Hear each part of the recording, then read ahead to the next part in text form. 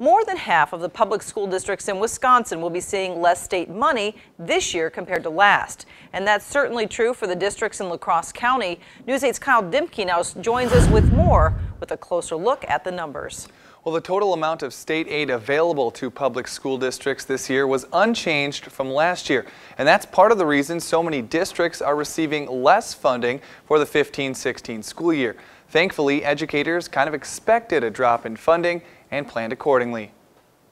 Of the 5 public school districts in La Crosse County, the Holmen School District is the only one receiving more in funding compared to what it received last year, whereas West Salem is taking a little more than a 7% reduction in state aid. Your aid is based upon how much you spend, how many children you have, and what the property values are in your school district. But West Salem Superintendent Troy Gunderson says while 7% is a big hit, the district knew it was coming. We spent a little bit less last year. Our property values are going up every single day. We've been expanding, growing, our property values are worth more, and our student population is staying about the same. So what happens is your value per child, it increases, and then therefore your aid goes down. Because West Salem was planning ahead, this drop in funding isn't expected to force any cuts to staff or programming. And the same goes for the Onalaska School District. We had to set our budget many months ago, so we are planning on still continuing the same program, so the day-to-day things for this year will not change. Back in West Salem, Gunderson says had the state increased the aid available to public schools, 56% of districts across the state, including West Salem, might not be taking as big of a hit to their budget as they currently are. And he says if this trend continues, it's the state taxpayers that will be taking the hit. The education pile, if you continue to freeze this, there are going to be folks all over the state that as the tax pressure hits, who's going to pay that bill and how's it going to be managed?